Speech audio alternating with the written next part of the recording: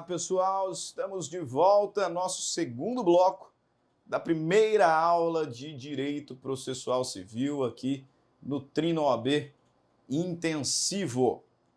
No primeiro bloco, nós falamos sobre a ação, né, e as condições da ação, legitimidade e interesse. E agora eu quero rapidamente falar com vocês sobre os elementos da ação, para então trabalharmos a competência, ok? O Instituto da Competência. E eu falo sobre elementos da ação para quê? Para que você não confunda com condições da ação. Exatamente. As condições da ação são duas. As condições da ação são duas: legitimidade e interesse. Elementos essenciais para que o juiz aprecie o mérito.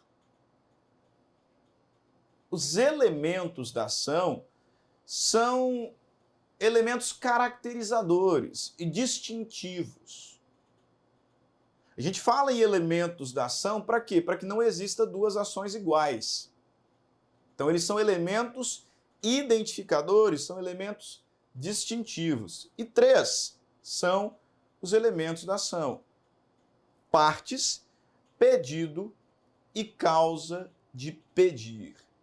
Perfeito?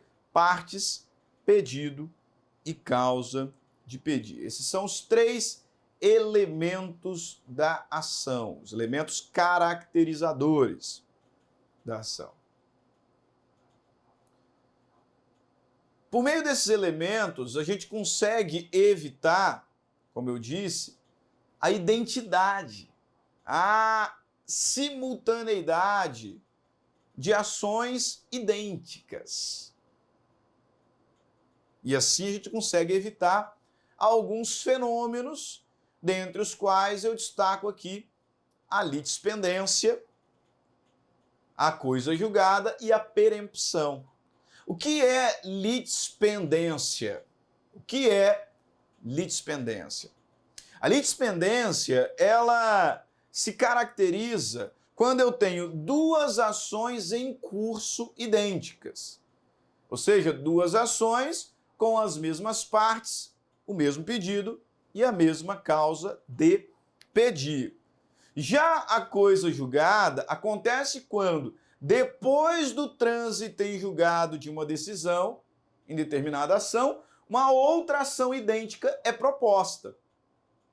Então, depois que uma ação se encerrou com decisão transitada em julgado, uma outra ação com as mesmas partes, o mesmo pedido e a mesma causa de pedir, ela é proposta.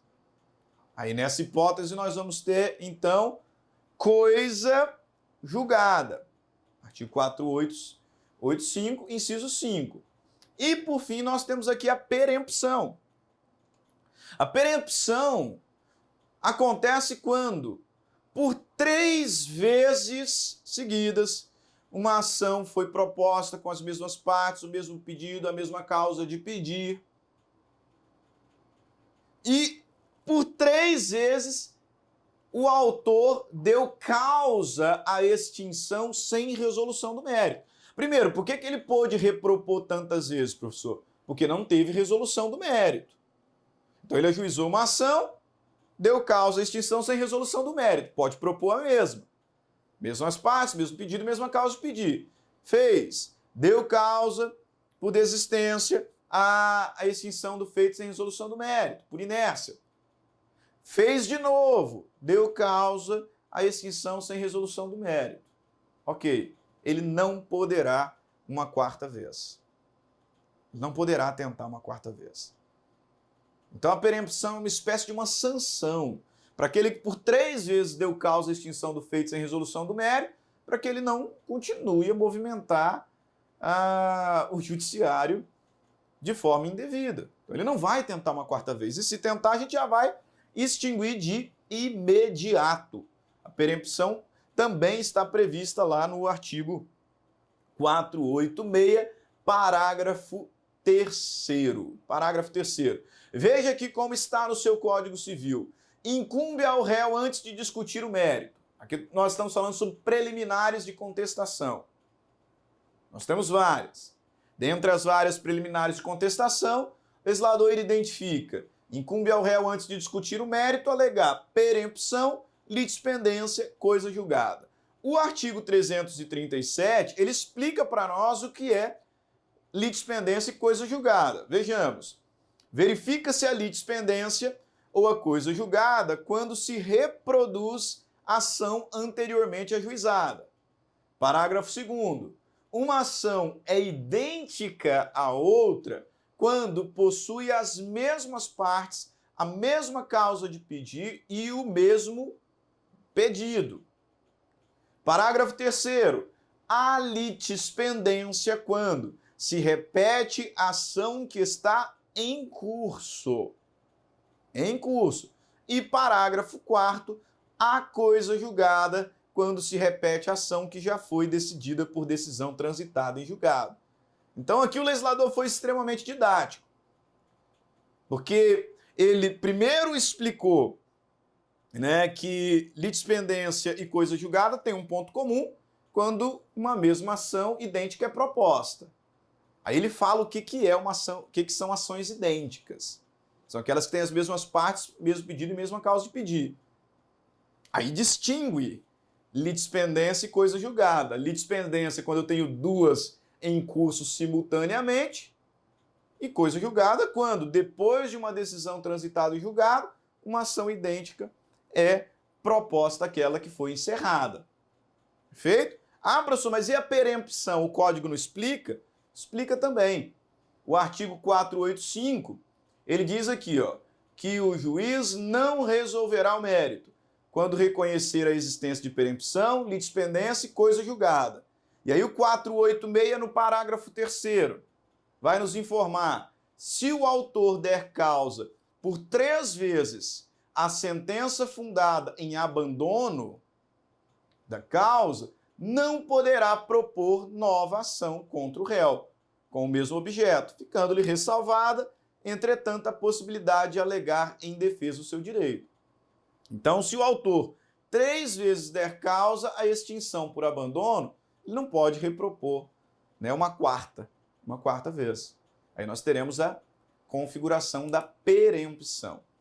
Só que, além disso, né, os elementos da ação, além de servirem também para essa questão de identificação de litispendência, coisa julgada, perempção, também são úteis quando a gente fala em modificação de competência. Nós temos 2 figuras de modificação de competência, que são a figura da conexão e a figura da continência. Quando ocorre conexão? Você se lembra?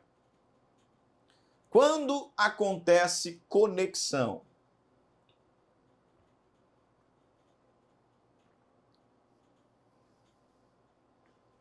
E aí?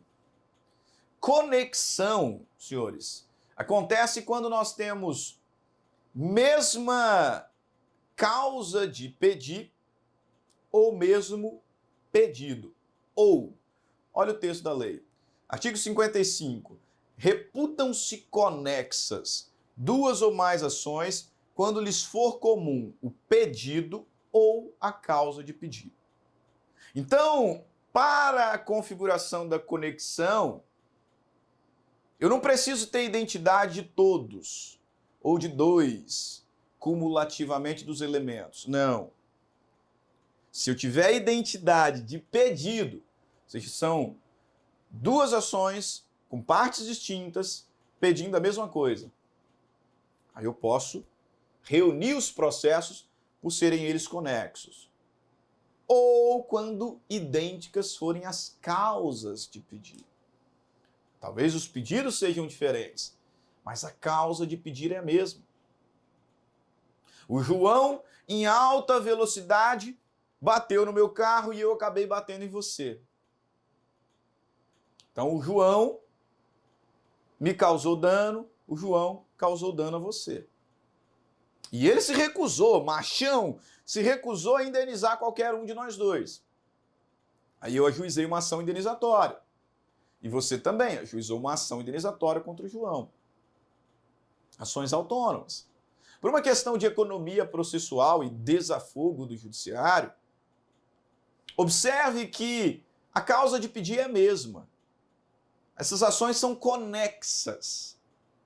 E aí o legislador autoriza que elas sejam reunidas num só processo. A causa de pedir é a mesma. O que me levou a processar o João é a mesma coisa que te levou a processar o João. Então nós temos identidade de causa de pedir. E por conta disso, as ações poderão ser reunidas. À luz do artigo 55, mais uma vez, reputam-se conexas duas ou mais ações quando lhes for comum o pedido ou a causa de pedir. E a continência? A continência você tem que ter um pouco mais de cuidado.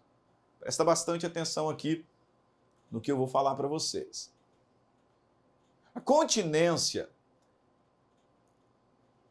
ela é quase uma litispendência. Às vezes até será. E já explico. Por quê? As ações elas serão continentes quando elas tiverem as mesmas partes, a mesma causa de pedir e o pedido de uma for mais amplo do que o pedido da outra. Peraí, professor. Veja bem que a continência ela é inclusive mais rara, né?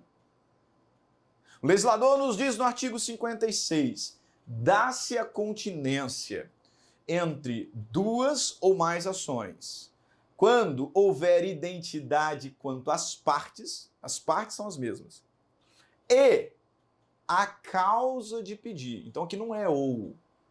Lá na conexão era causa de pedir ou pedido. Aqui não. Mesmas partes e mesma causa de pedir. E além disso, o pedido de uma, por ser mais amplo, abranger o pedido das demais. Nessa situação, a professora dá um exemplo. A gente pode imaginar uma ação de reconhecimento de paternidade pós-morte, por exemplo, uma ação de reconhecimento de paternidade pós-morte. E aí depois uma outra ação é ajuizada, uma ação de reconhecimento de paternidade pós-morte com petição de herança. Então observe que eu tenho as mesmas partes, a mesma causa de pedir, só que em uma eu estou pedindo reconhecimento apenas, na outra eu estou pedindo reconhecimento e a petição de herança. Então, essa segunda, ela tem um pedido mais amplo. Ela tem um pedido mais amplo. Eu tenho aqui continência configurada. Perfeito? Mesmas partes, mesma causa de pedir e o pedido de uma mais amplo do que o da outra. Ok? Beleza, professor, entendi. Então, quando houver conexão ou quando houver continência, os processos serão reunidos. Cuidado. Cuidado. Cuidado com a continência. Por quê? Porque a continência não é sempre que enseja a reunião dos processos. A continência não é sempre que ensejará reunião dos processos. Vai depender. Vai depender de qual é a ação continente. Ação continente é aquela que tiver o pedido mais amplo. Se a ação continente for a mais nova, a mais recente, aquela que foi proposta depois, então eu vou ter reunião dos processos. Esse processo aqui vai ser reunido no prevento, no juízo prevento. Quando a ação continente, a ação que tiver o pedido mais amplo, tiver sido proposta depois, aí eu vou ter a reunião do processo. Agora, se a ação continente for a mais antiga, tiver sido proposta antes, aí eu não vou ter reunião de processos. Se a ação mais nova for a ação contida, for a ação com pedido menor, não vou ter reunião do processo. Eu vou ter extinção por litispendência. Pensa comigo. Se a ação mais ampla é a mais antiga, ela foi proposta antes, ou seja, a ação que foi proposta depois ela é a menor, essa ação que foi proposta depois ela tem identidade de todos os elementos, mesmas partes, mesmo pedido, mesma causa de pedir. E aí? Aí é litispendência, extingue o feito. Extingue o feito. Veja o texto do artigo 57. Quando houver continência e a ação continente, a mais ampla, tiver sido proposta anteriormente no processo relativo à ação contida, que é a menor, será proferida sentença, sem resolução do mérito, extinção, litispendência. Caso contrário, se a ação continente tiver sido proposta depois, elas serão necessariamente reunidas. Beleza? Perfeito. Vamos agora falar de competência. O que é competência? Competência é a medida da jurisdição. Isso é o que nos diz a doutrina.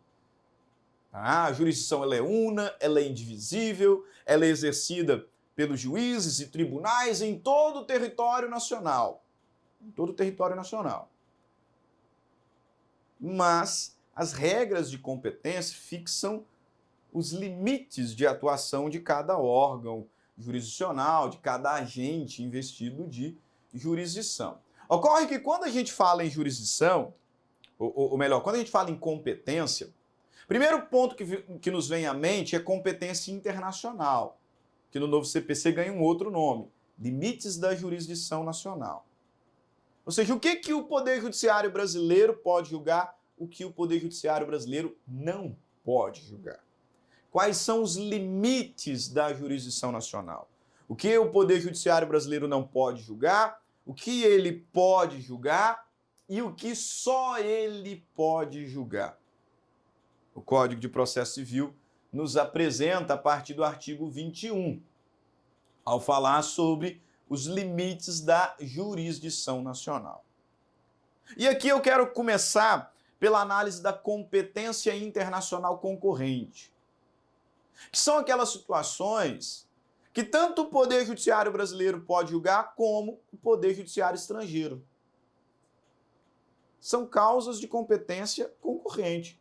O Poder Judiciário brasileiro pode julgar? Sim, mas o Poder Judiciário estrangeiro também pode. O único detalhe é que se essa ação for julgada fora do Brasil, para ser cumprida aqui, a decisão estrangeira precisará ser homologada. E essa homologação é de competência do STJ. Perfeito? Então, quando uma decisão em causa de competência concorrente for proferida por judiciário estrangeiro, por judiciário de estrado estrangeiro, ela pode até ser executada aqui. Mas preliminarmente nós precisaremos de uma ação de homologação de sentença estrangeira.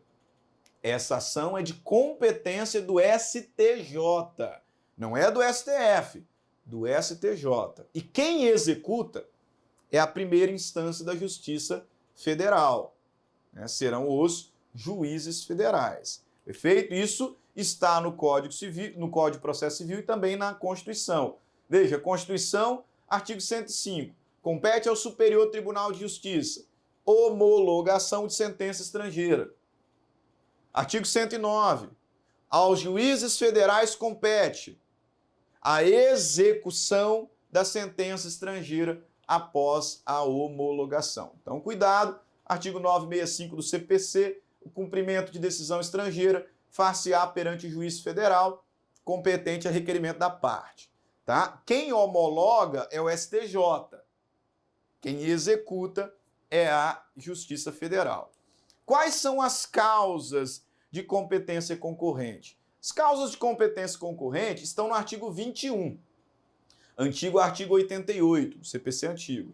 Mas eu não quero que você decore as causas de competência concorrente. No seu material tem tudo ali explicadinho, inciso 1, inciso 2, inciso 3, tá? Artigo 22, que não tem correspondência no antigo, inciso 1, inciso 2, inciso 3. Mas é muita coisa para você estudar. E eu não quero que você decore competência concorrente. Eu quero que você decore competência exclusiva. O que só o Brasil pode julgar. Tá? Quais são as causas que só o Poder Judiciário brasileiro poderá apreciar? E se for julgada fora, aqui não executa, porque o STJ não vai homologar. Por que eu quero que você grave isso? Porque todo o resto é concorrente. Todo o resto é concorrente. Se você souber quais são as situações de competência internacional exclusiva, qualquer outra será de competência concorrente. E aí? Primeiro veja aqui, ó, artigo 964. Não será homologada a decisão estrangeira, na hipótese de competência exclusiva da autoridade judiciária brasileira. Artigo 25. Não compete à autoridade judiciária brasileira o processamento e o julgamento da ação quando houver cláusula de eleição do foro exclusivo estrangeiro. Então, se no contrato tiver competência exclusiva estrangeira, o Brasil não pode julgar, a menos que seja uma situação de competência exclusiva do nosso poder, porque aí não pode ser negociado. Perfeito? Quais serão as situações? Compete à autoridade judiciária brasileira, com exclusão de qualquer outra, conhecer de ações relativas a imóveis localizados no Brasil. Então, se são ações envolvendo imóveis no Brasil, só o Brasil pode apreciar. Matéria de sucessão, direito das sucessões. Proceder confirmação de testamento, inventário, partilha de bens situados no Brasil, móveis ou imóveis. Ainda que o autor da herança seja de nacionalidade estrangeira ou tenha domicílio fora do Brasil. Então, direito das sucessões, partilha de bens localizados no Brasil. Só o Brasil pode apreciar. Da mesma forma, em divórcio, separação, dissolução da união estável, partilha de bens situados no Brasil. Só o Brasil pode partilhar. Então, grava.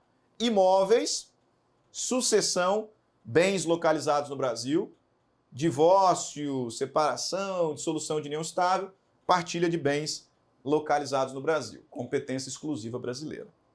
Perfeito? Inconstitucional, vocês estudam aqui a estrutura do poder judiciário. E para eu identificar onde que eu vou ajuizar a minha ação, na justiça especial, na justiça comum, na primeira instância, na segunda instância, se eu já vou lá para o Superior Tribunal de Justiça, a gente precisa fixar a competência, identificar a competência. Exatamente. Veja, quando você, na sua segunda fase, estiver lá elaborando a sua petição inicial que vai cair, primeiro ponto da sua petição será o endereçamento. E nesse endereçamento você tem que delimitar a competência, identificar para onde você vai mandar essa ação.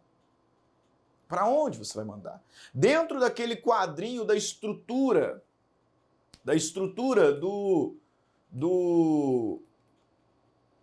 poder judiciário, eu estou aqui na justiça militar, eleitoral, trabalho, é justiça comum, federal ou é justiça estadual? Né? Será que eu posso já começar na segunda instância? Tudo isso é estabelecido com base nos critérios que delimitam a competência. Esses critérios são 5. São 5. Nós temos 5 critérios definidores da competência. Agora pensando nacionalmente. Quais são esses critérios? Em razão da matéria. É um contrato de emprego ou é uma prestação de serviço? Então vai para a Justiça do Trabalho ou vai para uma vara civil? Qual é a matéria que está sendo discutida? É a dissolução de uma sociedade de fato ou é a dissolução de uma união estável? Vai para uma vara civil ou vai para uma vara de família? Então, qual é a matéria que está sendo discutida? Além disso, em razão da pessoa, né? Eu estou aqui numa ação que é proposta contra a Fazenda, então eu não posso ir para uma vara civil, tenho que ir para uma vara da Fazenda. Algumas pessoas, elas devem ser processadas na Justiça Federal, outras devem ser processadas na Justiça Estadual. Algumas pessoas serão processadas já lá no STJ, você bem sabe, nesse cenário que nós estamos vivendo. Então, quem é a pessoa da parte? Para eu saber quem deve julgar o caso. Critério funcional. Existem algumas ações que são de competência funcional de certos órgãos. Por exemplo, uma ação rescisória, eu não processo no piso. Uma ação rescisória, ela será ajuizada já no tribunal. Um IRDR, já no tribunal. Uma ação para revisão de tutela antecipada estabilizada. Vai para o mesmo juízo que proferiu a decisão que concedeu a tutela. Então, existem algumas situações que, em razão da função, o processo tem que ir para lá, para aquele órgão jurisdicional, para aquele juízo. Além desses três critérios, matéria, pessoa, função, nós temos ainda o critério territorial. Onde que essa ação será processada? Em Cuiabá, em Rondonópolis, em São Paulo, em Curitiba, em Vitória? Onde que essa ação será proposta? Critério territorial. E o valor da causa. E o valor da causa. Porque você bem sabe que o valor da causa pode, por exemplo, influenciar em se essa ação será no juizado especial ou se será na justiça comum. Perfeito? Então, esses são os 5 critérios que servem para identificar qual é o órgão competente. Qual é o órgão competente? Se você errar, então nós vamos ter incompetência. Incompetência. Perfeito? Se você errar, nós vamos ter incompetência. Ocorre que quando a gente fala em incompetência, existem 2 espécies. A incompetência ela pode ser absoluta ou relativa. A incompetência do juízo pode ser absoluta ou relativa. Quais são as diferenças entre incompetência absoluta e relativa? Já estamos chegando na reta final da nossa aula. Então, de forma bem objetiva, incompetência absoluta, ela viola a norma de interesse público. A incompetência relativa viola a norma de ordem privada, de interesse particular. Por conta disso, a incompetência absoluta deve ser declarada de ofício pelo juiz. Se o juiz perceber que é incompetente, absolutamente, ele deve de ofício cravar. Agora, a incompetência relativa não. O juiz não pode se declarar de ofício relativamente incompetente. A parte interessada tem que alegar. Tanto uma como a outra devem ser alegadas na contestação. Hoje a gente não tem mais exceção de incompetência. Então, tanto uma como a outra devem ser alegadas em contestação. A diferença é que se eu não alegar incompetência absoluta na contestação, o meu direito não preclui. Eu posso alegar a qualquer momento dentro do processo. Lá em cima, nos tribunais superiores, mediante pré-questionamento. Mas eu posso alegar a qualquer momento dentro do processo. Já a incompetência relativa só pode ser alegada na contestação, sob pena de prorrogação. Depois não tem mais como alegar. Ainda, a competência absoluta não pode ser negociada, ser modificada pelas partes. Competência absoluta, não pode. Competência relativa, sim. Por exemplo, competência territorial e a cláusula de eleição de foro. A gente modifica a competência territorial. A incompetência absoluta é fundamento para ação rescisória, incompetência relativa não. Até porque eu só posso alegar na contestação. Depois da contestação, prorroga a competência do juízo. Então não confunda incompetência absoluta e incompetência relativa. Regra geral, o juízo será absolutamente incompetente quando houver problema em relação à matéria, né? Por conta da matéria, eu mandei para o juiz errado. Tinha que ser na Justiça do Trabalho, eu mandei na Justiça Civil. Na Justiça Estadual Civil. Quando eu errar, o critério em razão da pessoa tinha que ser na vara da Fazenda Pública, foi numa vara civil. Tinha que ser na Justiça Federal, foi na Justiça Estadual. Incompetência absoluta. Critério funcional. Eu cometo o absurdo de distribuir uma ação rescisória na primeira instância. Eu vou distribuir uma ação de revisão de tutela antecipada no tribunal, sendo que o juízo que deferiu foi na primeira instância. Então, se eu errar o critério em razão da matéria, pessoa ou função, incompetência absoluta. O critério territorial, quando ele for inobservado, regra geral, a incompetência será relativa. Tá? A incompetência será relativa. Regra geral. Exceção do artigo 47, parágrafo 2º, que trata de ações envolvendo direito real, ou melhor, artigo 47, parágrafo 2º, que vai falar sobre ações possessórias imobiliárias. Tá? Aí a competência será absoluta da situação da coisa. E em razão do valor da causa, a competência pode ser tanto relativa como absoluta. No JEC, no Juizado Especial Civil, competência é relativa. Se eu quiser ir para a Justiça Comum, eu vou. Agora, no GEFAS e no JEF, Juizado Especial Federal, Juizado Especial da Fazenda Pública, até 60 salários mínimos, eu tenho que ir para lá. Então, a competência ela será absoluta. Perfeito? Ok. Dei uma corrida agora no final, porque o nosso tempo ficou apertado. Não deixe de ler a nossa apostila. Não deixe de estudar a nossa apostila. Competência, tema importante. Mas nós vamos encerrando aqui a nossa primeira aula. Grande abraço, fiquem todos com Deus. Nos vemos em breve. Até mais. Tchau, tchau.